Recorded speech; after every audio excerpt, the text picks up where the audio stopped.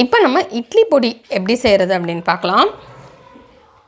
இதை செய்கிறதுக்கு ஃபஸ்ட்டு நமக்கு 1 கப் உளுந்து தேவை. 1 கப் உளுந்தை ஒரு கடாயில் சேர்த்துட்டு அதை ட்ரை ஃப்ரை பண்ணிக்கலாம். நல்லா லோ ஃப்ளேமில் வச்சு உளுந்து லேசாக செவக்கணும். அது வரைக்கும் நம்ம இதை ஃப்ரை பண்ணிக்கலாம்.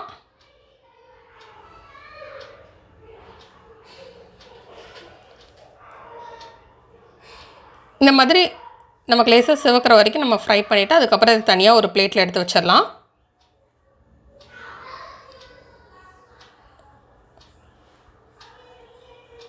நெக்ஸ்ட் இதில் 1/2 கப் கடலைப்பருப்பு சேர்த்துக்கலாம்.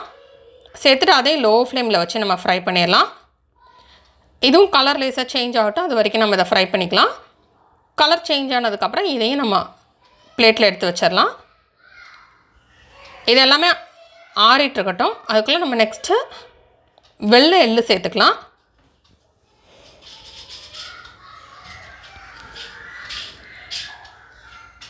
அதுவும் 1/2 கப் சேர்த்துக்கலாம்.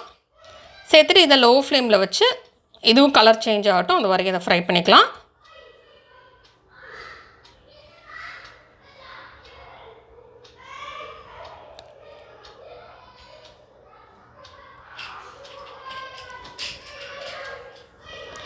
இது கலர் சேஞ்ச் ஆனதுக்கப்புறம் இதையும் நம்ம தனியாக ஒரு பிளேட்டில் எடுத்து வச்சிடலாம்.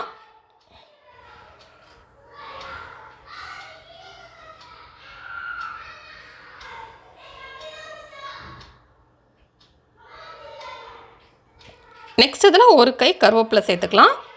சேர்த்துட்டு இதையும் லோ ஃப்ளேமில் வச்சு நல்லா ஃப்ரை பண்ணிடலாம். அந்த கருவேப்பிலையில் வந்து தண்ணி இருந்தது அப்படின்னா அது நல்லா ட்ரை ஆகணும். கழுவிட்டு நம்ம போடுறப்ப நல்லா அந்த மாதிரி ட்ரை ஆகணும். அது வரைக்கும் நம்ம இதை ஃப்ரை பண்ணிக்கலாம். ஏன்னா லைட்டாக தண்ணி இருந்தால் கூட இட்லி பொடி வந்து சீக்கிரமாக கெட்டு போயிடும். இந்த மாதிரி நல்லா வந்து கையை வச்சு நம்ம ப்ரெஸ் பண்ணோன்னா நொறுங்கணும், அந்த வரைக்கும் நம்ம ஃப்ரை பண்ணிக்கலாம். நெக்ஸ்ட்டு கடாயில் 2 இல்ல 3 டீஸ்பூன் எண்ணெய் சேர்த்துக்கலாம். எண்ணெய் சேர்த்துட்டு இதில் 3 சின்ன துண்டு பெருங்காயம் சேர்த்துக்கலாம். இதுக்கு பதிலாக நீங்கள் பெருங்காய பொடி சேர்க்குறதா இருந்தாலும் சேர்க்கலாம். பெருங்காய பொடி சேர்க்குறதா இருந்தால் நீங்கள் இந்த மாதிரி ஃப்ரை பண்ண வேண்டாம். அதை டேரெக்டாகவே நம்ம மிக்ஸி ஜாரில் அரைக்கிறப்போ உள்ளே சேர்த்துக்கலாம். இப்போ இந்த பெருங்காயத்தை சேர்த்து நம்ம ஃப்ரை பண்ணிடலாம். இது ஃப்ரை ஆனதுக்கப்புறம் தேவைப்பட்டுச்சு அப்படின்னா கூடுதலாக எண்ணெய் சேர்த்துக்கலாம். சேர்த்துட்டு இதில் 10 பூண்டு சேர்த்துக்கலாம். பூண்டு நல்லா தட்டிட்டு சேர்த்துக்கலாம். சேர்த்துட்டு இதை நல்லா லோ ஃப்ளேமில் வச்சு ஃப்ரை பண்ணணும். இது நல்லா ஃப்ரை பண்ணணும். இது சரியாக ஃப்ரை ஆகலை அப்படின்னா அது சீக்கிரமாக கெட்டு போயிடும். அதனால் நம்ம தட்டிட்டு ஃப்ரை பண்ணுறப்போ அது நல்லா ஃப்ரை ஆயிரும்.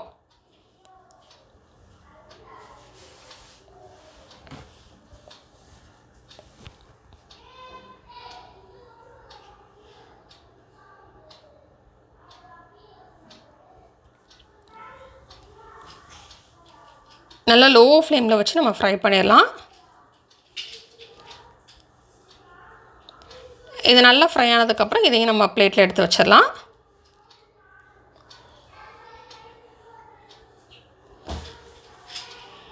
நெக்ஸ்ட்டு நம்ம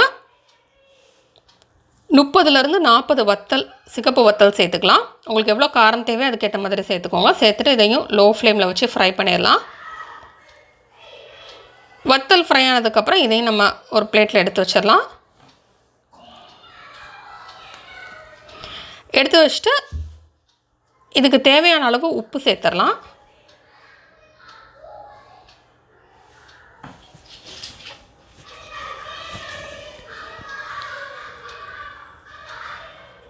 உப்பு சேர்த்துட்டு இதை நல்லா ஆற விட்டுறலாம். இது ஆறினதுக்கப்புறம் இதை ஒரு மிக்ஸி ஜாரில் சேர்த்து நம்ம அரைச்சிடலாம். அரைச்சிட்டு க்ளீனாக ட்ரையாக இருக்கக்கூடிய பாட்டிலில் வச்சு நம்ம ஸ்டோர் பண்ணோன்னா நல்லா ரொம்ப நாளைக்கு ஃப்ரெஷ்ஷாக இருக்கும். இப்போ நமக்கு சுவையான இட்லி பொடி ரெடி. இந்த ரெசிபி நீங்கள் வீட்டில் ட்ரை பண்ணி பாருங்கள். ட்ரை பண்ணி பார்த்துட்டு எப்படி வந்திருக்கு அப்படின்றத கீழே உள்ள கமெண்ட்ஸ் பாக்ஸில் மறக்காமல் சொல்லுங்கள். தொடர்ந்து இந்த சேனலோட இணைந்திருங்கள் புதிய புதிய ரெசிபிகளுக்காக.